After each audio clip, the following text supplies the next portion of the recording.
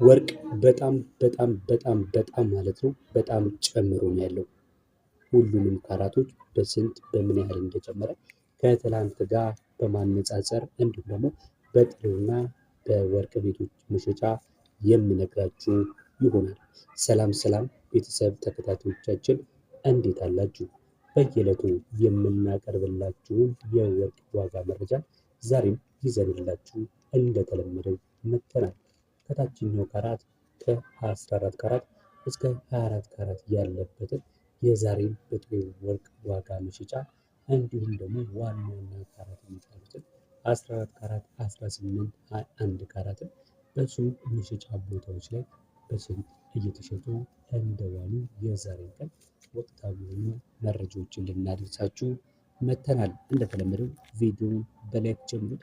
ለዚህ ዩቲዩብ ቻናል አዲስ ከሆናችሁ ሁሌ እንደምላችሁ በዚህ ቻናል ላይ በጣም ጠቃሚ የሆኑ ከወርቅ ከምንዛሬ እንዲሁም የተለያዩ የቢዝነስ መረጃዎች የሚቀርብበት የዩቲዩብ ቻናላችን በመግባት መረጃዎቹን በመመልከት እንዲሁም ሀሳብ አስተያየት በመስጠት አዲስ ከሆናችሁ ቤተሰብ በመሆን እንድትቀላቀሉን እያለን በማክበር እንጠይቃለን። እንግዲህ ቀጥታ የምንሄደው ወደ ዛሬ የወርቅ ዋጋ እንደነገርኳችሁ በጣም የዛሬው በተለይ በጣም የሚገርም ጭማሪ ነው።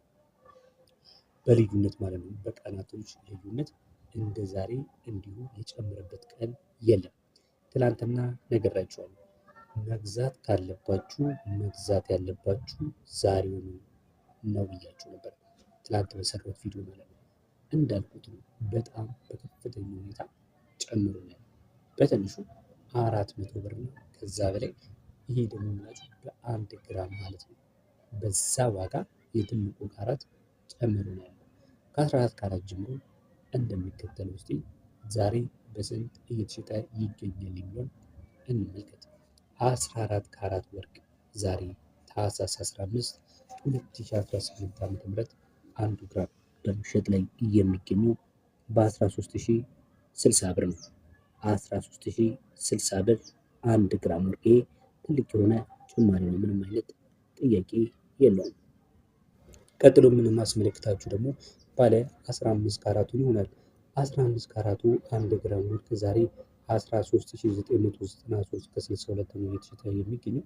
በትላንትናው ቀን ታስታውሱ ከሆነ 15 ካራት 1 ግራም ወርቅ 13741 ብር ነበር በመሸጥ ላይ የሚገኘው። የዚህ ካራት ልዩነት እንግዲህ በዚህ በ15 ካራት ላይ በአንዱ ግራም ከ250 ብር በላይ ጭማሪን አሳይቷል ማለት ነው።